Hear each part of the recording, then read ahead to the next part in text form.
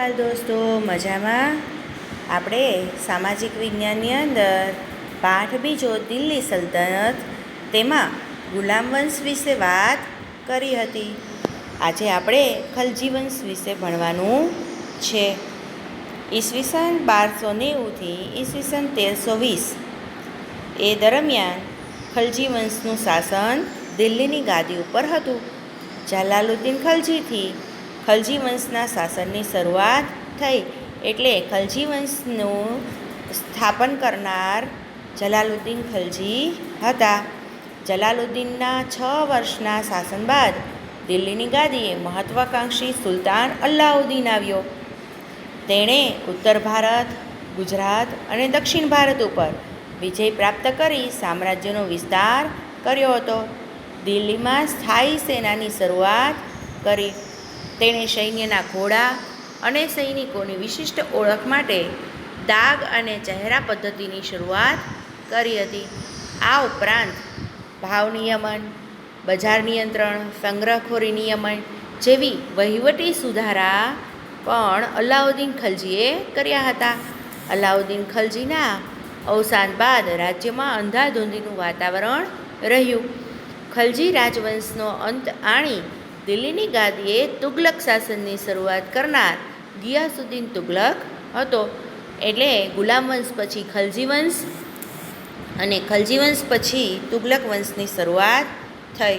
હવે અલાઉદ્દીન ખલજીના સમયમાં એક કવિ હતા, એનું નામ છે અમીર ખુસરો. તેણે કિરાતુલ સદાયન, આશિકા, નૂહ વગેરે જેવી પ્રસિદ્ધ સાહિત્ય કૃતિઓની રચના કરી હતી. આ અમીર ખુસરો છે એ ખૂબ જ પ્રખ્યાત એવા કવિ હતા અલાઉદ્દીન ખલજીના સમયના. ત્યાર પછી આપણે તુગલક વંશની વાત કરીએ તો 1320થી 1414 દરમિયાન તુગલક વંશની શાસન દિલ્હીની ગાદી ઉપર હતું. તુગલક વંશ દરમિયાન મુહમ્મદ બિન તુગલક એક પ્રતિભાવંત સુલતાન થયો, જેણે તેના સમયમાં કેટલીક યોજના અમલમાં મૂકી, જેમાં દિલ્હીથી દૌલતાબાદ રાજધાનીનું સ્થળાંતર કર્યું, પ્રતિક મુદ્રા પ્રયોગ જેવી યોજનાઓનો સમાવેશ થાય છે કે જે તુગલક વંશ દરમિયાન સુધારાઓ થયા હતા. પરંતુ મોટાભાગની યોજનાઓમાં વ્યાવહારિકતાનો અભાવ તેમજ તબક્કાવાર અને આયોજનબદ્ધ અમલીકરણના અભાવના કારણે આ નિષ્ફળ ગઈ. યોજનાઓ છે એ નિષ્ફળ ગઈ. તેથી ઇતિહાસમાં આ યોજનાઓ તરંગી યોજનાઓ તરીકે સ્થાન પામી કે દિલ્હીથી દૌલતાબાદ રાજધાની છે એનું સ્થળાંતર કર્યું તે અને પ્રતિક મુદ્રા પ્રયોગ એ બંને તરંગી યોજનાઓ તરીકે ઇતિહાસમાં ઓળખાય છે. મુહમ્મદ તુગલકના સમયમાં આફ્રિકન મુસાફર ઇબ્ન બતુતા ભારતની મુલાકાતે આવેલા હતા. મુહમ્મદ તુગલક બાદ તેનો પિતરાઈ ભાઈ ફિરોઝ શાહ તુગલક ગાદીએ આવ્યો. ફિરોઝ શાહ તુગલકના અવસાન બાદ તૈમૂરે દિલ્હી ઉપર આક્રમણ કર્યું, જેથી સત્તાના પાયા હચમચી ગયા અને તુગલક સત્તા મર્યાદિત બની ગઈ. હવે તૈમૂરે આક્રમણ કર્યું ત્યાર પછી તુગલક વંશ છે એ ધીમે ધીમે સમાપ્ત થતો ગયો અને સૈયદ વંશની સ્થાપના થઈ. ઈસવીસન 1414થી 1451 સુધી સૈયદ વંશ અને ત્યાર પછી 1451થી 1526 સુધી લોધી વંશ, આમ 2 વંશો ત્યાર પછી અમલમાં આવ્યા. તુગલક વંશના શાસનના અંત બાદ ખિઝર ખાને સૈયદ વંશની સ્થાપના કરી. સૈયદ વંશ બાદ બહલોલ લોદીએ લોદી વંશની સ્થાપના કરી. ખિઝર ખાને સૈયદ વંશની સ્થાપના કરી અને ત્યાર પછી બહલોલ લોદીએ લોદી વંશની સ્થાપના કરી.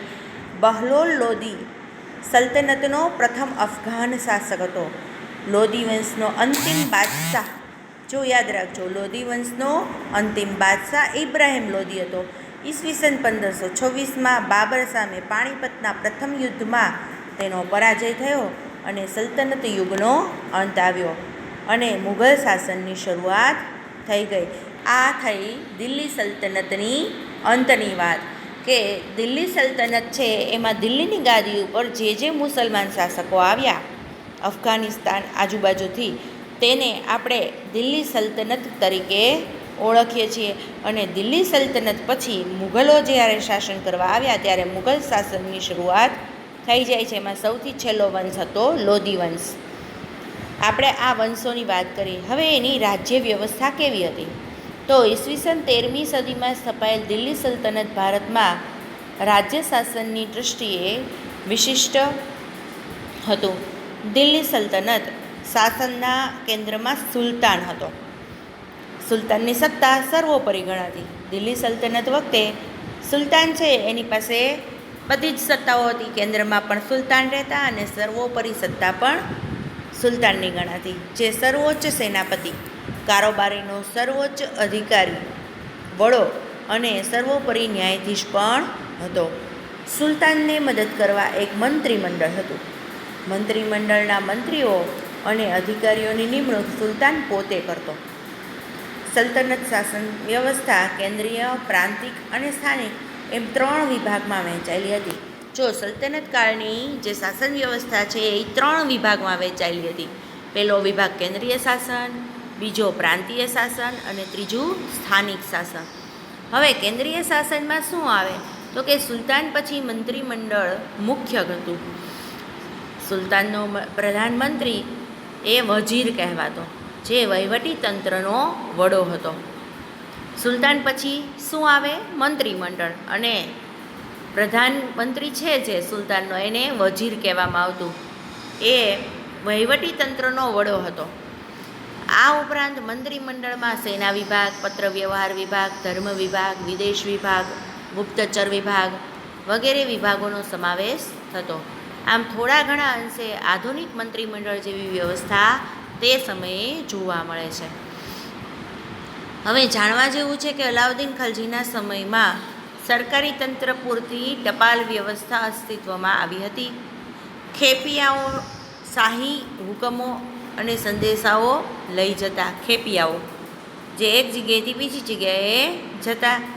રાજ્યના મહત્ત્વના મથકે ખેપિયાઓ મળતા. આ રીતે અત્યારની ટપાલ વ્યવસ્થાની પ્રારંભિક આવૃત્તિ તેને કહી શકાય. જે આપણે ટપાલી કામ કરે છે, ઘરે ઘરે ટપાલ પહોંચાડવાનું, એવું કામ ત્યારે ખેપિયાઓ કરતા. અને એ એક રાજ્યથી બીજા રાજ્ય સુધી રાજાનો કોઈ સંદેશો હોય તો તે પહોંચાડવાનું કામ કરતા. હવે પ્રાંતીય શાસન એટલે શું? તો સલ્તનત કાળમાં પ્રાંતને જાગીરમાં વહેંચવામાં આવતું. પ્રાંત છે એને જાગીર કહેવામાં આવતું, જેને ઇકતા કહેવામાં આવતું. ઇકતાનો વડો ઇક્તેદાર કે મુક્તિ કહેવાતો. ઇકતાનો વડો છે એ ઇક્તેદાર કે મુક્તિ કહેવાતો, જે પ્રાંતની કારોબારી અને ન્યાયતંત્રનો વડો હતો. તેનું કાર્ય જમીન મહેસૂલ એકત્ર કરવાનું અને સુલતાનને જરૂર પડે ત્યારે લશ્કરી મદદ કરવાનું રહેતું. જોકે અલાઉદ્દીન ખલજી અને મોહમ્મદ તુગલકના સમયમાં કેન્દ્રીય સેનાને મહત્ત્વ આપી ઇક્તેદારો પર નિયંત્રણ આપવામાં આવેલ. કેમ કે ઇક્તેદારો થોડાક વધારે પડતા સ્વતંત્ર થઈ ગયા હતા, એટલે એની ઉપર અલાઉદ્દીન ખિલજીના સમયમાં કેન્દ્રીય સેનાને મહત્ત્વ આપવામાં આવ્યું.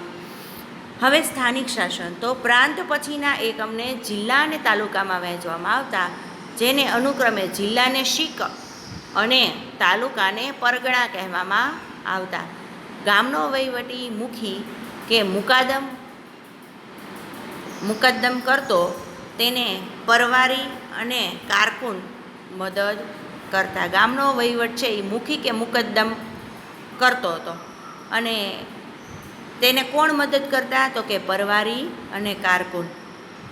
આ રીતે આખી રાજ્ય વ્યવસ્થા થઈ કે દિલ્હી સલ્તનતમાં સુલતાન છે એ સર્વોપરી. ત્યાર પછી વજીર છે એ વહીવટી તંત્રનો વડો હતો, અને વજીર છે એ પોતે વહીવટી વિભાગ છે એને માર્ગદર્શન આપતો અને કાર્ય થતું. હવે કેન્દ્રીય શાસન છે એમાં જુદા જુદા મંત્રીમંડળની અંદર સેના વિભાગ, પત્ર વ્યવહાર વિભાગ, ધર્મ વિભાગ, વિદેશ વિભાગ, ગુપ્તચર વિભાગ, આ બધા વિભાગો હતા, અને આ રીતે શાસન ચાલતું. પ્રાંતીય શાસન છે એમાં ઇક્તેદાર કે મુક્તિને શાસન કરવાની છૂટ આપવામાં આવતી પ્રાંત કક્ષાએ, એટલે કે ઇકતા, પ્રાંતને જાગીર અથવા તો ઇકતા કહેવામાં આવતી.